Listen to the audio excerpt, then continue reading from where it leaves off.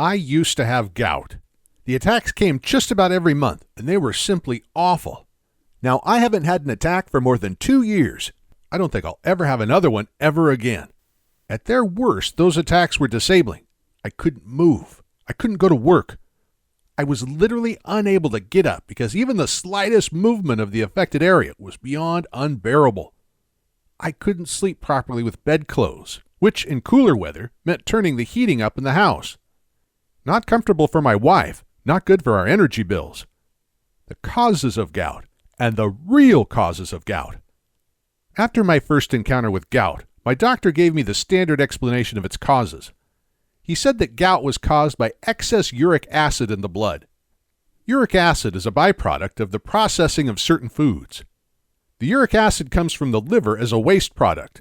It's sent to the kidneys from where it is supposed to be removed from the body. I had gout because, in a nutshell, gout is what you get when your body isn't expelling all its uric acid. The excess uric acid forms tiny spike-shaped crystals. Those crystals get into your bloodstream. From there, they find their way into your joints. And from time to time, the immune system attacks them. And when the immune system does that, the inflammation that results is experienced as a gout attack, also known as excruciating, awful pain. If you suffer from gout, then I truly feel for you. I know what you're going through. It's been just over 2 years now since my final gout attack, but I still remember what it felt like. Anyway, that was the doctor's explanation of gout. So far, so simple. Gout only gets worse. Over the first year or so, my gout attacks went from one attack every 1 or 2 months to monthly, and then occasionally to every few weeks. I started with the standard meds, anti-inflammatories, steroid jabs, drugs to reduce the uric acid in my blood. Really, despite his best intentions, I think my doctor was simply trying things out. Treatments are offered as much in hope as in the expectation they'll do anything. But even when a drug did do some good, I knew I was just managing the condition. And I realized that for many gout sufferers, this was the case. They could swallow any number of pills, inject as much steroid as their bodies could handle, and avoid every suspect piece of food and drink. The underlying problem, the actual cause of the gout, was still there, creating all sorts of problems for the body to deal with. I followed the typical do's and don'ts. It's typical stuff. Exercise more, lose weight, eat a balanced diet, whatever that is. Eat less red meat. Don't smoke. I never have. Go a couple days a week without alcohol. And it made precisely no difference to my gout at all. Although, to be honest, if I knew then what I know now, I wouldn't have bothered with any of that. Asking the awkward questions. My natural curiosity prompted me to ask questions about this disease. If uric acid leads to gout, then why did I suddenly have too much uric acid in my blood? Well, it makes sense that either A, I was suddenly producing too much of it, or B, that my body simply was no longer removing it effectively. And it turns out that the answer is B.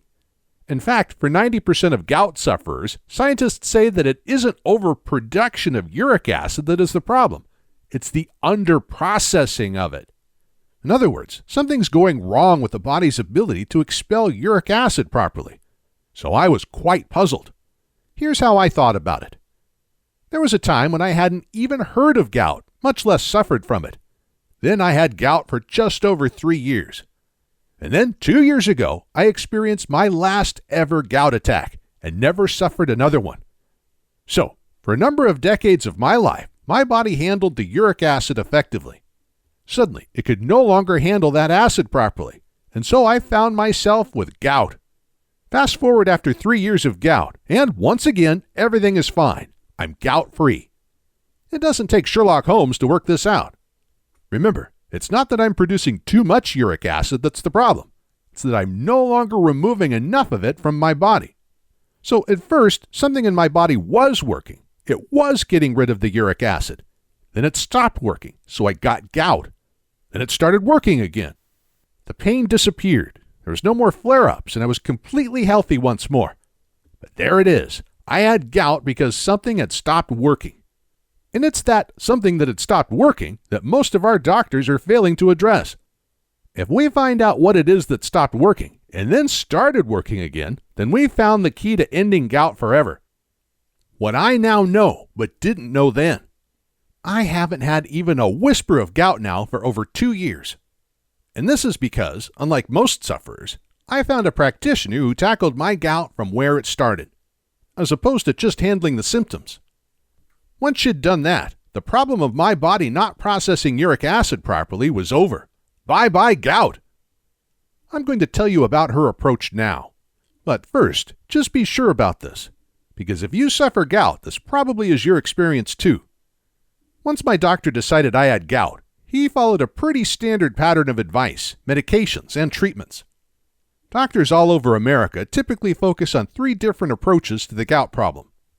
First, since uric acid is the byproduct of the food we eat, they look at dietary restrictions on food, mostly on red meat and alcohol.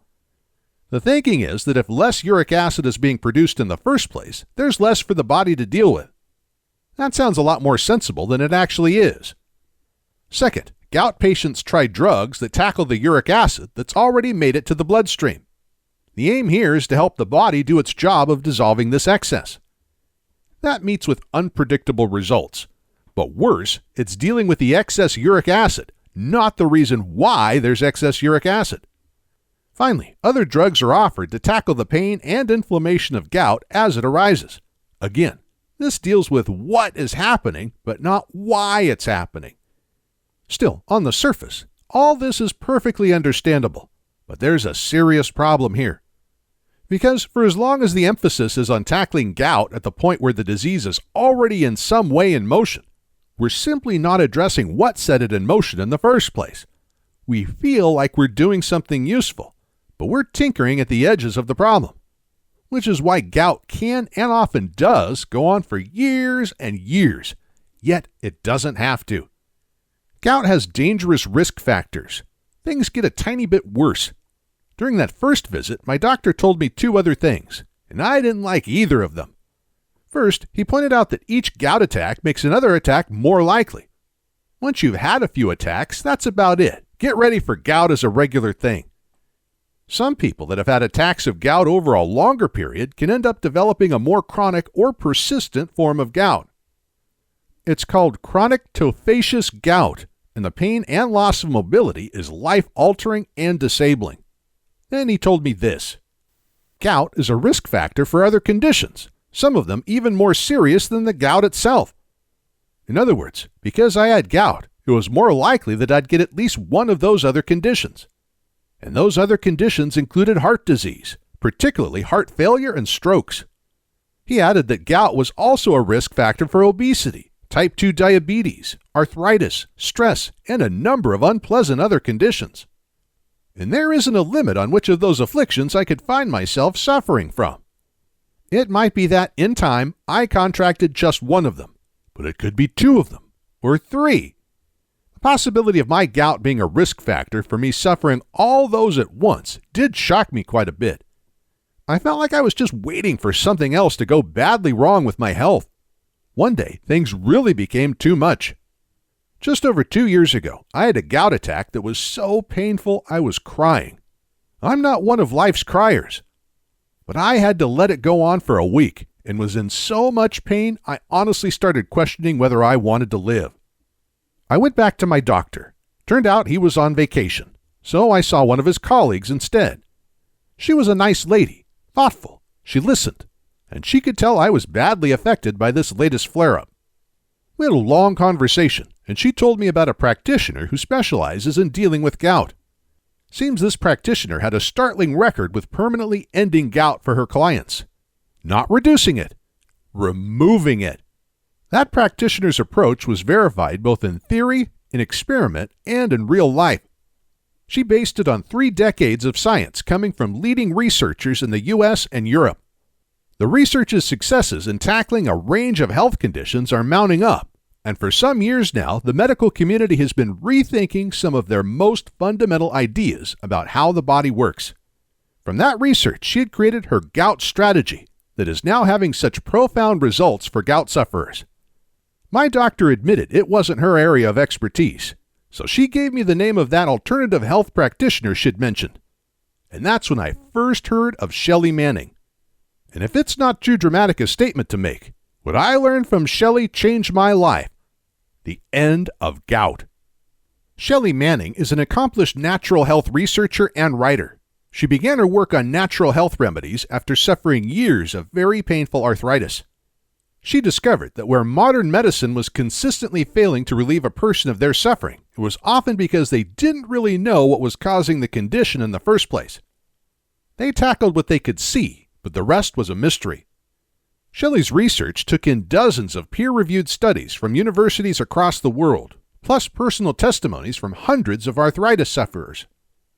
She eventually became completely free of arthritis, which was not only an immense relief to her, but also it drove her to share her discoveries with others so that they too would never suffer such horrible ongoing pain.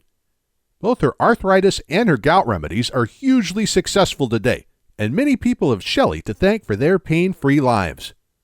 She laid out some simple gout truths that made perfect sense to me. First, she pointed out that doctors always tell you to eat healthily because, whether you're ill or healthy, it's generally sound advice. What's more, if you go from eating and drinking a lot of junk to eating lots of good quality food, then your overall health is bound to improve a little. But this is where I learned a startling insight from Shelley. You can eat correctly, as your doctors tell you to. But you can also eat correctly, specifically for gout, which isn't the same thing. Because you can eat food that specifically tackles gout head on. Food that removes the source of gout. That's something that stopped working that we learned about earlier.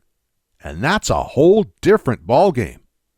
This ain't theory. How this insight came about is fascinating. Scientists have long known food is a medicine. But what's been happening since the 1980s is that scientists have steadily worked out why it's a medicine. Shelley Manning understands the science of this inside out, which she told me was jaw-dropping. But let me give you the short version. And we'll start with something really weird. Your gut. No, your gut's not weird, not in itself, but check this out. You have, it is estimated, something like 75 trillion bacteria in your gut. There are more bacteria in the gut than cells in the entire human body, and you've had them all your life. The bacteria in our gut make up what is called our microbiome. The microbiome refers to all the bacteria that live with us in our guts. It's the community of bacteria, plus other microorganisms, that are permanently with us. There's nothing special or unusual about the human microbiome. In fact, plenty of mammals and some insects also have microbiomes. They're a fact of life. We humans have had our gut microbiome since the dawn of humanity. We need it. Bacteria is not always what you think it is. But, of course, when we hear the word bacteria, we imagine something awful. Disease, contagion, illness, death. Because mostly we associate bacteria with being very ill. There's something to fight off the moment we get them. We buy products from our supermarket that boast how quickly and effectively they kill bacteria. But bacteria are just single-celled organisms that can be found just about anywhere. Some are dangerous. Some are highly beneficial. It depends which bacteria they are, and it depends on where they are. Those that exist within us, within our gut microbiome, are largely beneficial to us. In fact, in a healthy human being, some 95% of them are responsible for a number of vital body processes that either keep us healthy or keep us alive. Yes, they're that important. We are, in fact, extraordinarily dependent on the health of our microbiome. So much about us on the surface, our health, our moods, our body weight, reflects what's going on in the gut. Incredibly, scientists are now recognizing that the microbiome, our gut bacteria, is so vital to our general health that some think of it as an organ in its own right. They regard it as important to our existence as the kidneys or the heart or the lungs. In fact, scientists are able to transplant the gut bacteria from a healthy person into the gut of a diseased patient in order to cure disease. Known as fecal microbiota transplants, these procedures repopulate people's unhealthy gut microbiome with healthy, thriving bacteria. Bacteria transplants. Who'd have thought it? But scientists state that's how vital it is to keep your gut in its best shape possible. We need to maintain a health ratio of 95% friendly, life-enhancing bacteria, with 5% being whatever else is there. When that ratio goes out of balance, humans become vulnerable to infection, poisoning, malnourishment, and a whole range of degenerative and lifestyle disorders. It's really hard to overstate how important our gut health is to us. Our gut health is our health. A healthy microbiome, a healthy gut, is our health in many respects. Obesity is now thought of as a gut disease. Unhealthy bacteria get the upper hand in your gut and cause the kind of food cravings that most of us find so hard to resist. And gut health also affects mental health, moods basically. Scientists now believe that persistently feeling low for no apparent reason may have a bacterial explanation. So let's be absolutely clear about this.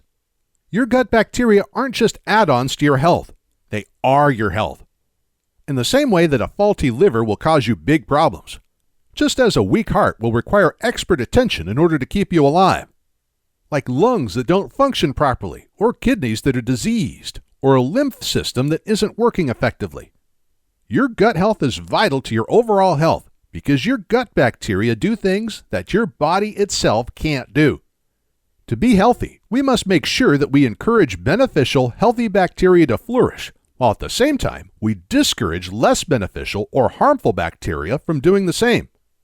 If we don't do this, then there are consequences, and gout is one of those consequences. And that's how I got the condition myself. Poor gut health gave me gout. It's done the same to you, but good gut health undid all that damage, making gout nothing more than a distant memory. And it can do the same for you. You really can do something about your condition now. The key to a healthy gut and a healthy body. What I learned from Shelley Manning is that if you practice healthy eating, then you may affect your gut health for the better, even if that wasn't your intention. In other words, by eating better foods, you may very well accidentally improve things a little. Unfortunately, we might also accidentally make things a little worse for our gut bacteria. Some healthy food actually isn't so healthy for our guts. If we want to tackle gout once and for all, we have to be clear about what helps us and what hurts us. So what Shelley does is remove the accident aspect of healthy eating. She focuses hard on what makes our gut bacteria healthier and happier. And she ensures that we don't do ourselves any harm by ingesting too much of what harms that bacteria. And this approach works. I finally won the struggle against gout because, for the first time, I could make conscious choices about eating for gut health. Here was something I could do that would directly tackle that nasty disease head on. Shelley's deliberate gout-focused strategy addressed my gout at its actual source. My microbiome flourished, and when it did, I did too, which changed my life forever. The link between your gut health and your gout. Scientists are now clear that gut health determines whether or not you have gout. How?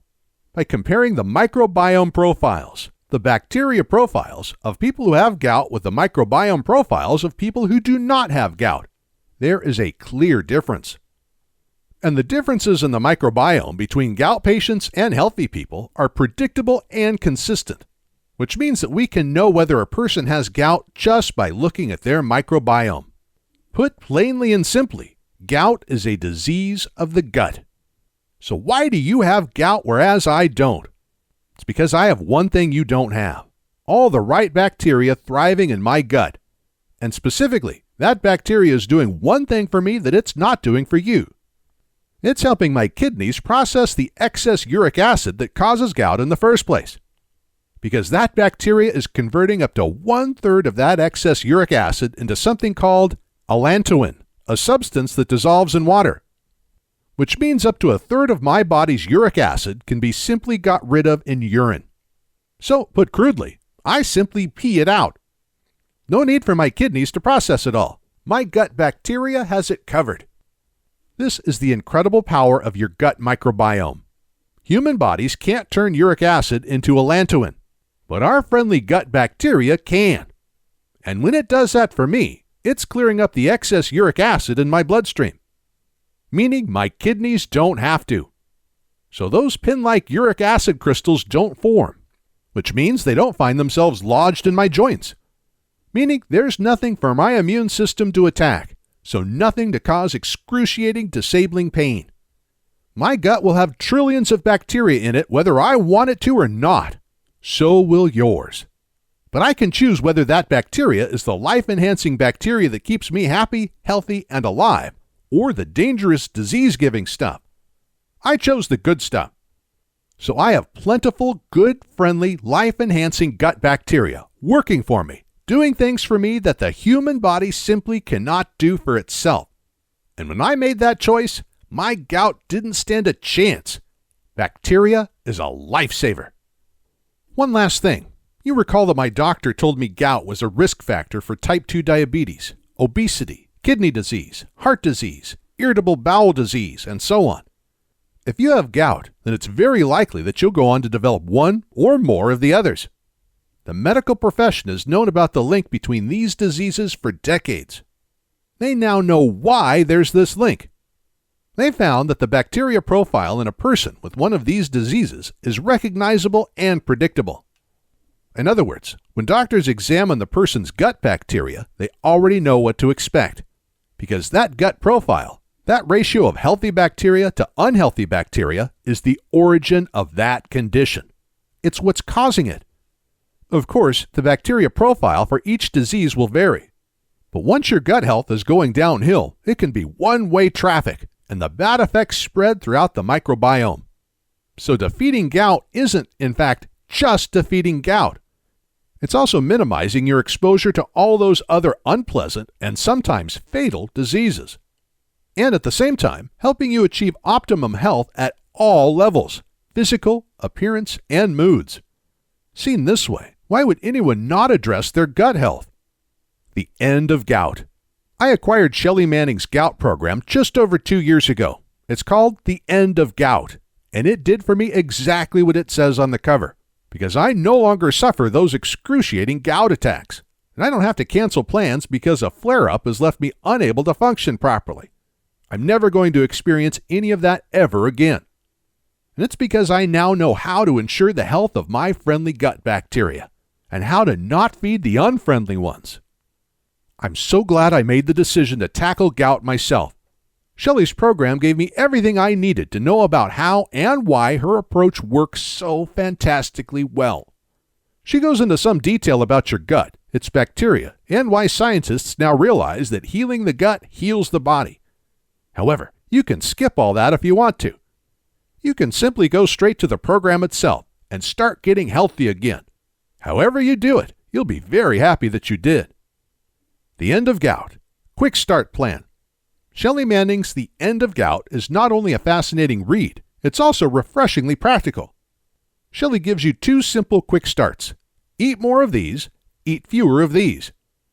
This simple adjustment can correct years of gout-causing errors in your eating, and you can start on this straight away within minutes of receiving the program. A simple plan. The next step is to follow Shelley's 7-day plan. It tightens up the quick start advice and turns it into a solid follow-along program. The 7-day plan was the real clincher for me. I'm a pretty average cook. I'm competent, but not at all skilled or adventurous. Turns out I didn't need to be. The plan takes away all the thinking and gives me, for the first week, something I can simply copy. After the first 7 days, I used Shelley's advice to adapt the plan according to my own tastes, which was pretty easy. The plan is full of options, so you can try different foods and see what you like best. It's all food you can buy in your supermarket, and it includes lots of nice stuff. The chocolate and strawberries desserts were real winners in my house. This isn't a weight loss plan, so there isn't any calorie counting or portion control. I was never hungry. As a side note, I actually have now lost weight because of the plan. But that's more to do with the fact that a healthy gut means fewer or no food cravings. Remember, it's bad bacteria that craves the food, not you. When they're gone, they take their cravings with them. I did have a gout flare-up about 10 days after starting the program. It was noticeably milder than others. It was painful, but lasted about 5 days from beginning to end, which is significantly shorter than what I'm used to. However, what I didn't know at that time was this. That attack was the last one I would ever have. My gout didn't announce that it had thrown in the towel. It just stopped. I had that last attack and never had another one. I am gout-free for life. Now it's your turn. There's now thousands of us who no longer suffer gout because we tackled it at its cause instead of just tinkering with the symptoms. I'm one of them. Remember, I got gout for the same reasons you have it now. An unhealthy gut microbiome meant that bacteria that should have been removing a third of my body's uric acid simply wasn't. That bacteria had diminished to the point that my kidneys were trying to deal with the acid on their own, and they couldn't cope. Nor can yours. It wasn't that I was suddenly producing too much uric acid. It's that my gut was no longer able to help my kidneys remove it from my body. By following Shelley Manning's program, I ate myself back to health, and the transformation from gout to no gout almost felt like magic. You can possibly imagine it yourself, what it would be like to simply never have any gout ever again. Take my word for it, it's wonderful.